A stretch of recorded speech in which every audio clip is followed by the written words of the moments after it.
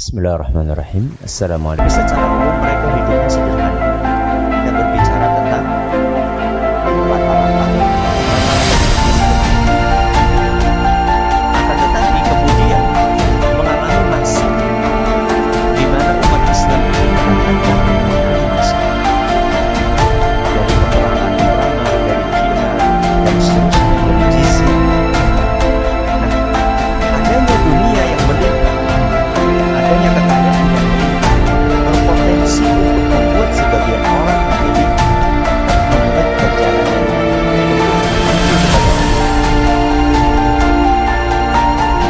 di tengah-tengah banyaknya orang yang tenggelam di dalam dunia, muncul orang-orang yang ingin melakukan kesalahan yang kemudian semakin lama diistilahkan dengan ajaran tasawuf yang umumnya biasa diistilahkan dengan kaum sufi. Jadi ajaran tasawuf ini mengalami sekian fase. Di awal abad kedua Hijriah, ajaran tasawuf ini muncul sebagai respon atas tenggelamnya banyak orang kepada dunia.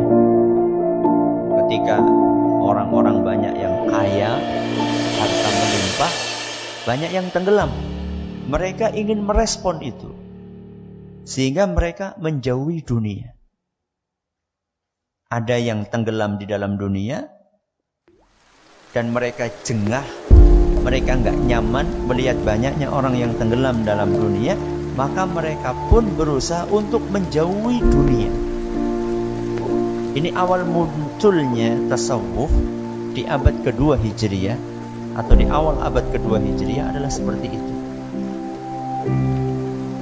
Dan memang sejarah membuktikan setiap ada orang yang melakukan penyimpangan ekstrem kiri, nanti akan muncul apa? Ekstrem kanan. Akan muncul kebalikan. Ketika ada orang yang suka mengkafir-kafirkan ngasal, nanti akan ada muncul kebalikannya. Gak ada orang kafir, semua agama benar. Itu selalu ada dua kubu yang bertolak belakang. Dan Ahlus Sunnah wal Jamaah itu selalu di tengah, mengikuti apa yang disampaikan oleh Allah dalam Al-Quran.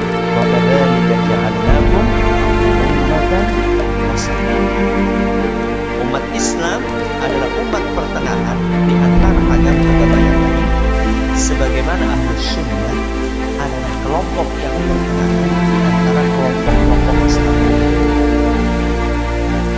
Orang Islam di tengah-tengah di antara orang Yahudi dan Nasrani.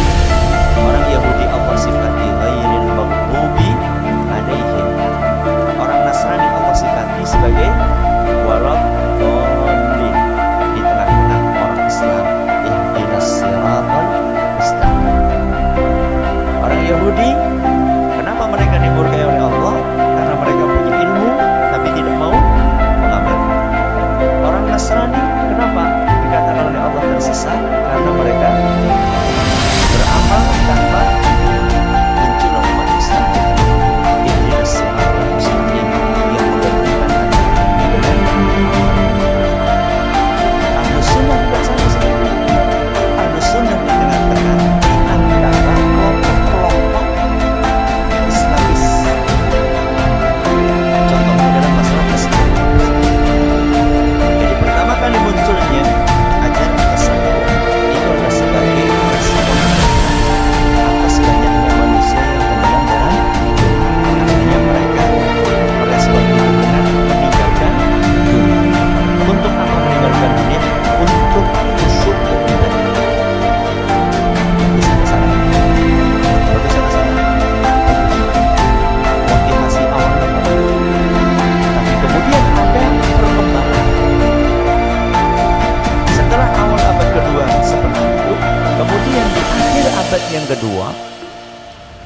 mulai muncul istilah-istilah yang mereka keluarkan seperti hakikat. Apa? Hakikat, ada syariat. Oh, ini belum nyampe ke hakikat, kamu baru syariat. Ini di abad yang kedua, di akhir abad yang kedua. Dan tokohnya saat itu adalah seorang yang terkenal dengan nama Ma'ruf Al-Karkhi. Kemudian berikutnya di abad ketiga dan keempat. Di abad ketiga dan keempat. Di abad yang ketiga dan keempat ini mulai muncul istilah-istilah. Syekh Abdul Razak sudah duluan sampai sini. Dan beliau identik ceramah-ceramah dan tulisannya itu dengan bahasa yang mudah. Ini salah satu faktor kenapa kita pilih tulisan beliau. Bahasanya mudah, merakyat, gampang dicerna.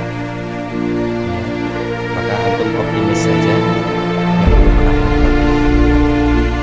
melihat buku ini yang belum ada harokatnya, atau ada sebagian, optimis saja nanti cara kita belajar buku ini kita tidak akan terjemahan kata-kata, jadi akan dibaca, kemudian nanti saya akan jelaskan intisarinya apa yang kita baca. Karena kalau huruf per huruf, kata per kata, kita mudah-mudahan dalam 2 hari ini bisa menyelesaikan. Mudah-mudahan berhasil dari Allah Subhanahu wa Ta'ala. Awali dari yang kelima. Bismillahirrahmanirrahim. Alhamdulillah wassalatu wassalamu ala nabiyina Muhammad wa ala alihi wa sahbihi wasallam. Qala Syekh Abdul Razak bin Abdul Muhsin Al-Bukhari rahimahullah ta'ala fi kitabih 10 qawaid tazkiyatin nafs. Bismillahirrahmanirrahim. Muqaddimah. Alhamdulillahi rabbil alamin wassalatu wassalamu ala asyrafil anbiya'i wa khatamil mursalin nabiyyina wa qudwatina wa qurrati a'yunina Muhammad ibn Abdillah al-hadi al-amin wa ala alihi wa sahbihi ajma'in wa man sara ala hadihi ila yaumiddin, amma ba'du.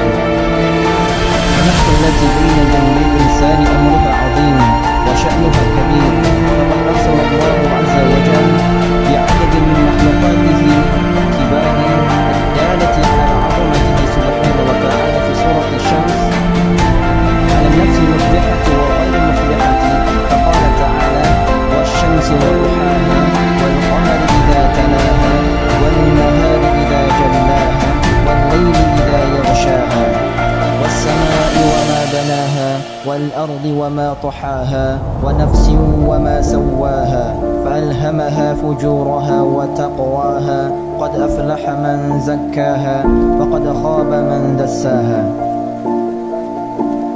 Setelah beliau mengawali buku ini, risalah ini dengan membaca hamdalah dan salawat kepada Rasulullah SAW sebelumnya basmalah, beliau mulai menjelaskan tentang kedudukan jiwa di dalam agama kita.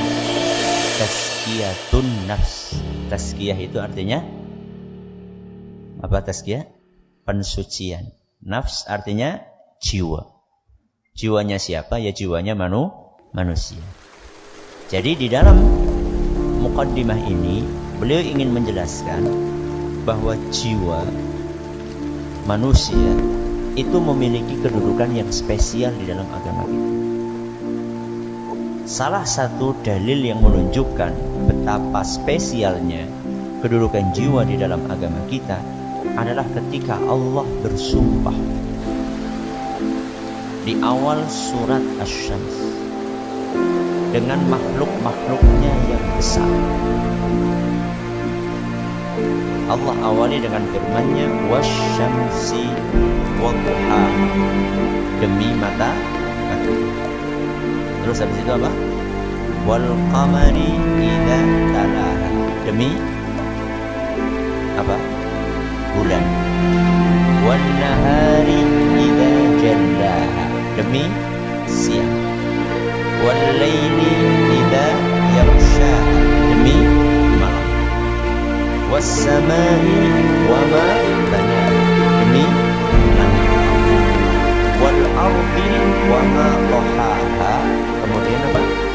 Bumi. Berapa? 6. Dan semua makhluk yang 6 ini makhluk-makhluk besar yang ada. Allah Subhanahu wa ta'ala manakala bersumpah ingin menjelaskan bahwa apa yang akan disampaikan sesudahnya adalah sesuatu yang penting.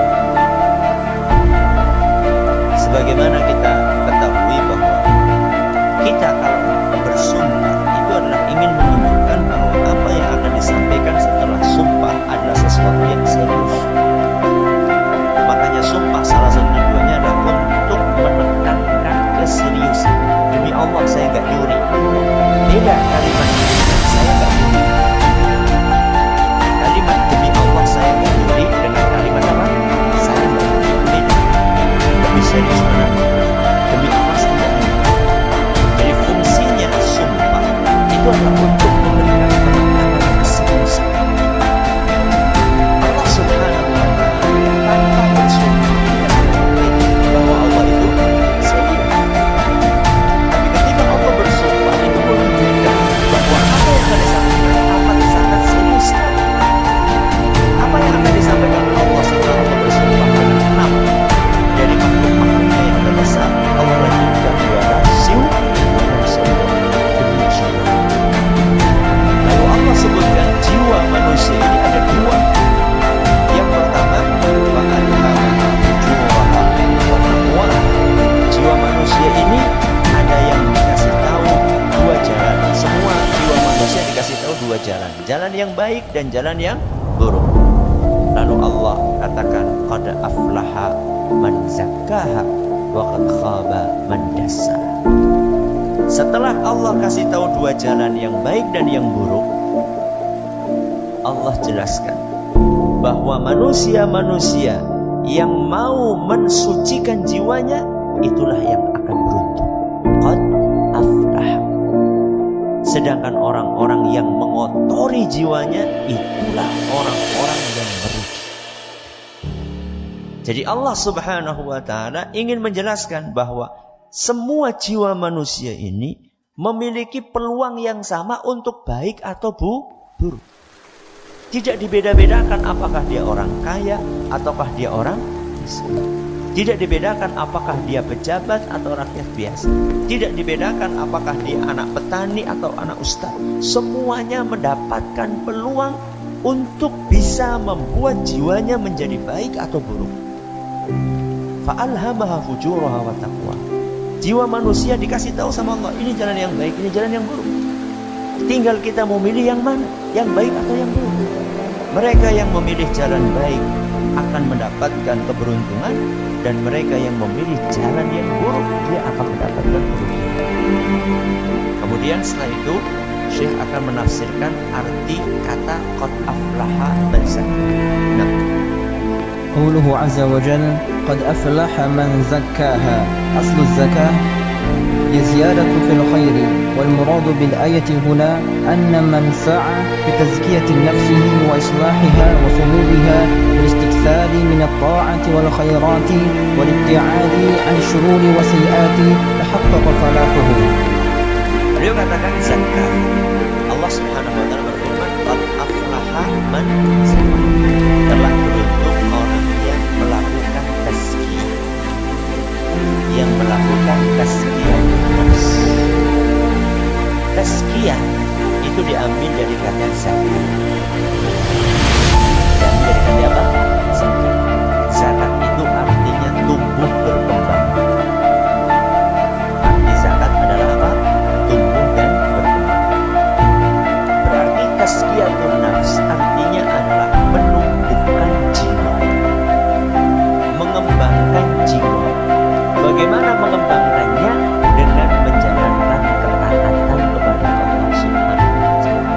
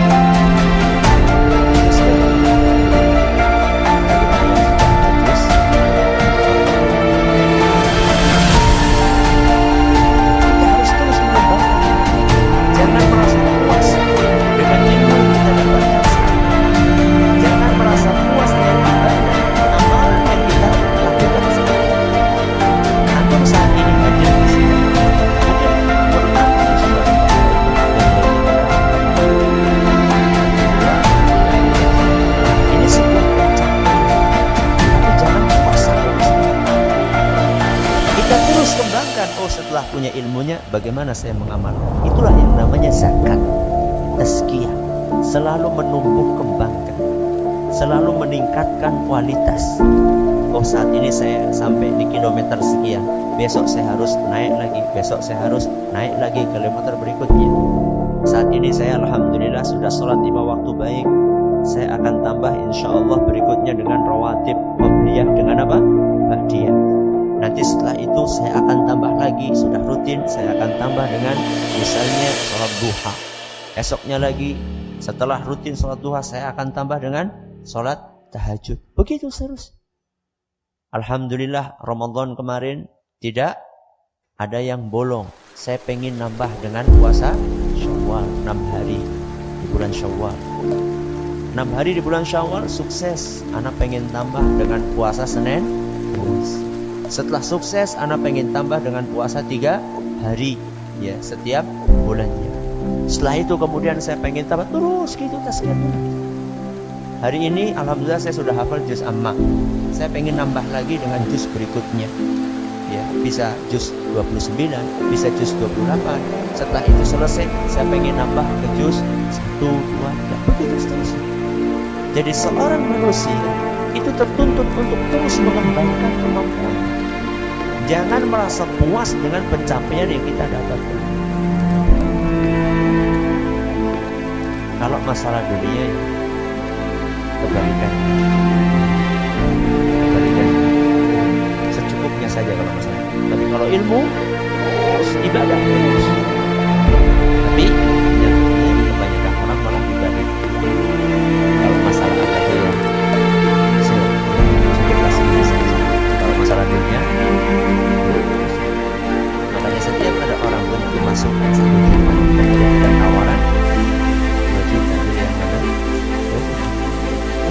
Sudah dapat 2 juta, ada penawaran 2 juta, dia punya 3 juta. Bahkan kalau dia sudah gajinya 100 juta, ada penawaran berapa? 200 juta, dia akan pilih. Itulah manusia. Kapan dia akan berhenti?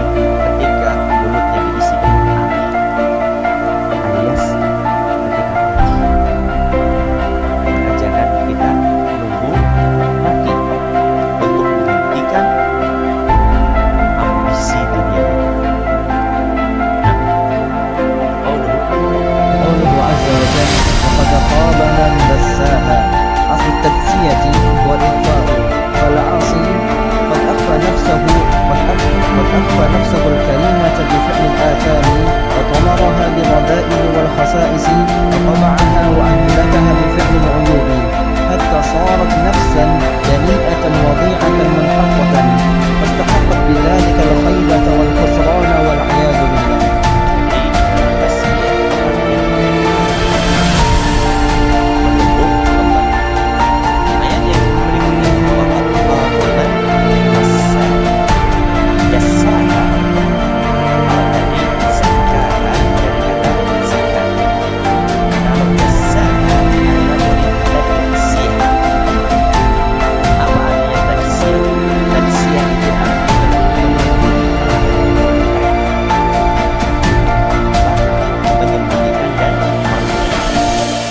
menghinakan.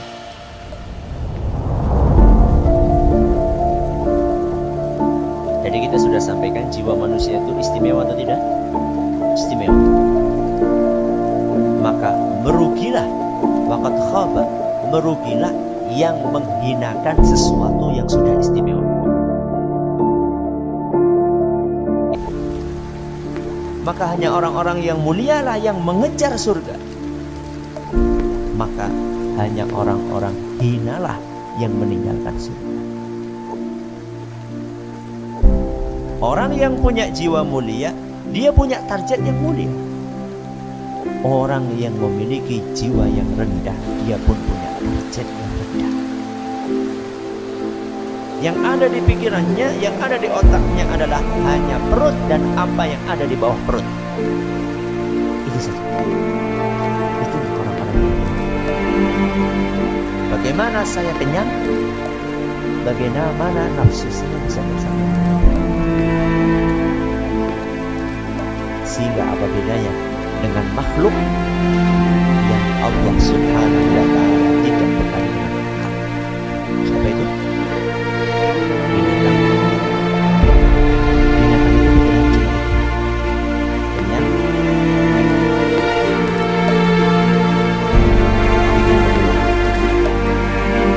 lapar, kenyang, ingin itu terus yang ada di otak. Tidak berpikir bagaimana saya bisa memberikan manfaat kepada orang. Tidak berpikir bagaimana saya bisa beribadah kepada Allah. Tidak berpikir bagaimana diri saya bisa bersama orang lain yang belum. Pikirannya perut dan juga perut dan juga. Orang yang punya kemuliaan, dia cita-citanya lebih tinggi daripada perut dan juga. Makanya Rasulullah SAW yang ada di benak beliau, yang ada di otak beliau, bagaimana umat ini mengenal Islam, bagaimana umat ini bisa masuk ke dalam surga, bagaimana umat ini tahu jalan kebenaran. Itulah yang ada di otak beliau. Itulah yang ada di otak beliau sallallahu alaihi wasallam. Contohlah hati kita, jangan seperti itu. Dia akan nemplok, akan cocok dengan hal yang sama. Makanya orang-orang yang jiwanya damai, dia tidak akan merasa nyaman tinggal di tempat yang malah akan lebih suka untuk tinggal di pasar. Apalagi maaf, bersih. Itulah tempat nemploknya anak.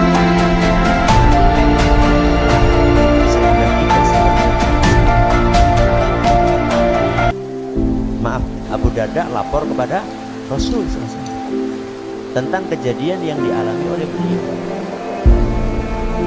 Melaporkan apa yang dilakukan oleh Salman.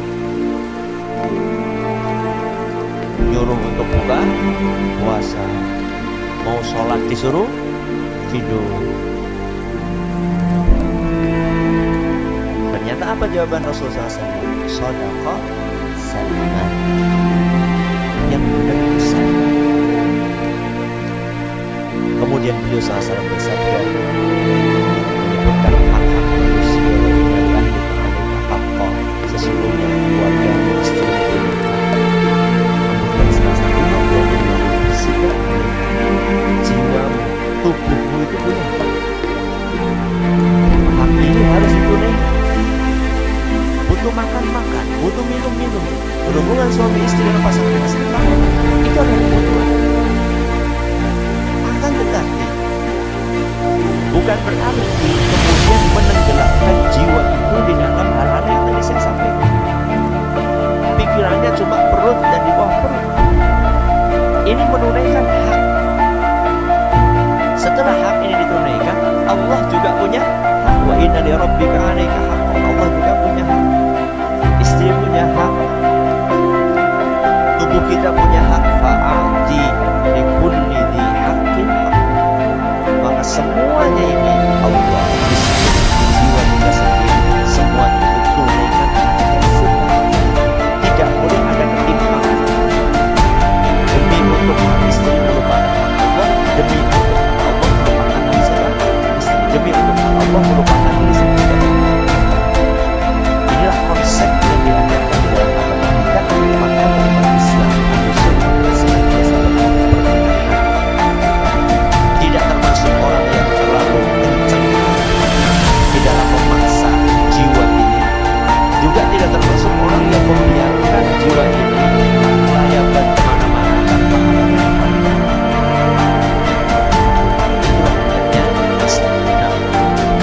وهذا أن تكون تزكية النفس بمثل ذلك. بل تزكية النفس تكون بالمسالك الشرعية وبالتوسط والاعتدال، ولا إفراط ولا تفريط، بل بلزوم هدي النبي صلى الله عليه وسلم ونهجه القويم. وسأذكر في في هذا المختصر 10 قواعد مهمة تعين المسلم على تزكية نفسه وتنميتها وتطهيرها من كل ما يدنسها ويشينها. وأسأل الله تعالى أن يزكي نفوسنا وأن يصلح أعمالنا وأن يسدد أقوالنا وأن يبصرنا بالحق ويرزقنا اتباعه وأن يهدينا لأحسن الأخلاق والأعمال وأن يصرف عنا سيئها وأن يجنبنا الفتن ما ظهر منها وما بطن. وصلى الله على نبينا محمد وعلى آله وصحبه وسلم. Beliau tutup mukaddimah ini dengan menyebutkan bahwa yang akan menyelamatkan kita dari dua penyimpangan ekstrem kanan dan ekstrem kiri itu adalah kita memilih jalan pertengahan, al-i'tidal, jalan yang ada di pertengahan. Sebagian orang menerjemahkan pertengahan itu netral. Enggak, netral itu tidak kemana-mana, tidak berpihak kemana, ke kanan dan ke kiri. Berarti kalau ada kebenaran dengan kesesatan, dia tidak memihak kebenaran dan tidak memihak kesesatan. Bukan itu. Tengah itu antara ekstrem kanan dengan ekstrem yang. Bagaimana supaya kita tetap berada di tengah? Kita harus punya kaidah yang jelas. Inilah yang akan disampaikan oleh beliau dalam risalah yang kita baca. Insyaallah nanti di sesi yang kedua kita akan lanjutkan mulai membaca al-qaidatul ula, kaidah yang pertama. Mudah-mudahan Allah memberkahi kita. Wallahu ta'ala a'lam bishawab. Sallallahu alaihi wa sallam wa ala alihi wa sahbihi ajma'in. Assalamualaikum.